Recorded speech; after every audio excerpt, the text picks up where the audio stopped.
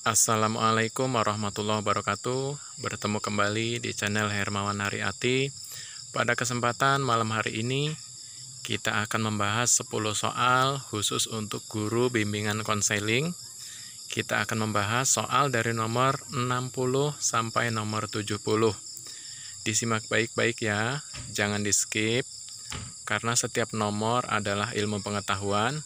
Mudah-mudahan dapat berguna untuk menghadapi tes P3K tahap 3 ini dan tes CPNS tahun 2022 mendatang. Selamat belajar. Langsung saja kita mulai kawan. Untuk soal nomor 61, hasil analisis berikut ini cenderung membutuhkan pelayanan bimbingan pribadi dan sosial, A. Prestasi belajar 25% siswa underachiever.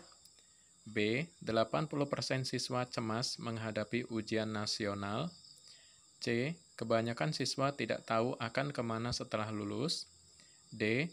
Hampir semua siswa mengeluh akan sikap seorang gurunya. Jawaban benar adalah D. Hampir semua siswa mengeluh akan sikap seorang gurunya. Jadi, ini memerlukan pelayanan bimbingan pribadi dan sosial dari guru bimbingan konseling. 62. Jika dalam suatu proses konseling terjadi suasana diam, maka apa yang harus dilakukan konselor? A. Segera mengakhiri proses konseling. B. Melarang klien diam lama-lama. C. Segera meminta klien untuk berbicara. D. Memberi kesempatan pada klien untuk berpikir. Jawaban benar adalah D. Memberi kesempatan pada klien untuk berpikir. 63. Teknik untuk mengumpulkan data murid dikelompokkan dalam kategori titik-titik. A. Tes IQ dan bakat. B. Tes lisan dan tes tertulis. C. Teknik tes dan non-tes. D. Teknik Biner dan Simon. Jawaban benar adalah C, yaitu teknik tes dan non-tes. Ini adalah teknik untuk mengumpulkan data murid. 64. Wawancara asesmen kognitif dan perilaku adalah titik-titik. A. Penggunaan asumsi-asumsi pendekatan kognitif dan perilaku sebagai kerangka kerja dalam merancang wawancara asesmen. B. Penggunaan pendekatan kognitif dan perilaku dalam wawancara asesmen. C. Suatu model wawancara yang digunakan untuk mengubah kondisi dan perilaku klien. D. Suatu model wawancara yang digunakan untuk mengubah kondisi klien. Jawaban benar adalah B, yaitu penggunaan pendekatan kognitif dan perilaku dalam wawancara asesmen. 65. Berikut adalah beberapa jenis instrumen non-tes kecuali, karena kecuali berarti yang bukan. A. Angkat sosiometri, inventory, dan observasi. B. Angkat inventory, wawancara, dan observasi. C. Angkat skala sikap, wawancara, dan inventor. D. Angkat diagnostik, skala sikap, dan observasi. Jawaban benar adalah D, yaitu angkat diagnostik, skala sikap, dan observasi. Jadi A, B, C itu betul semua, kecuali D. D di sini ada yang betul, yaitu angkat, observasi itu betul. 66. Layanan responsif adalah titik-titik. A.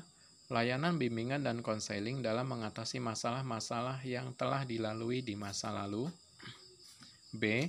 Layanan bimbingan dan konseling dalam mengatasi masalah-masalah yang berkaitan dengan masalah yang dihadapi saat ini. C. Layanan bimbingan dan konseling berkaitan dengan masalah-masalah pribadi. D. Layanan bimbingan dan konseling berkaitan dengan masalah-masalah belajar. Jawaban benar adalah B. Jadi yang dimaksud layanan responsif adalah layanan bimbingan dan konseling dalam mengatasi masalah-masalah yang berkaitan dengan masalah yang dihadapi saat ini. 67. Salah satu kegiatan guru untuk mengetahui tingkatan penguasaan kompetensi prasyarat peserta didik adalah A. Melatih siswa mengerjakan soal ujian nasional. B. Mengidentifikasi siswa yang mampu berbahasa Inggris. C. Melakukan kegiatan pretest. D. Melakukan post-test. Jawaban benar adalah C, yaitu melakukan kegiatan pretest. Karena di sini ada istilah prasyarat peserta didik, penguasaan kompetensi prasyarat peserta didik. Jadi melakukan kegiatan pretest. 68. Apakah makna asesmen dalam bimbingan dan konseling? A. Proses pengumpulan data klien secara mendalam. B. Proses pengumpulan data melalui wawancara. C. Proses mengungkap masalah klien beserta dengan faktor-faktor penyebabnya. D. Proses mengembangkan rencana perlakuan. Jawaban benar adalah C, yaitu proses mengungkap masalah klien beserta dengan faktor-faktor penyebabnya. Itu adalah makna dari asesmen dalam bimbingan dan konseling. 69. Nilai-nilai yang dibutuhkan dalam setiap guru di lingkungan Depdiknas dalam rangka mencapai keunggulan adalah sebagai berikut, kecuali. Karena kecuali berarti yang bukan ya kawan. A. Amanah, profesional, dan bermotivasi tinggi. B. Belajar pada usia pendidikan untuk menguasai ipteks. C. Bertanggung jawab, antusias, dan mandiri.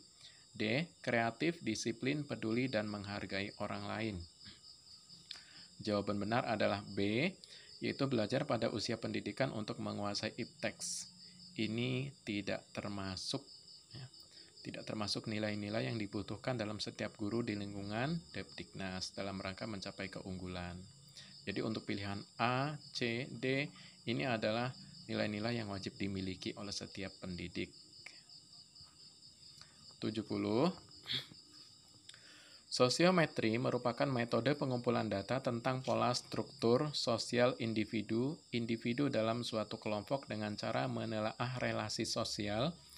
Kegunaan lebih lanjut dari teknik ini adalah A. Menentukan norma pergaulan yang diingini oleh suatu kelompok tertentu. B.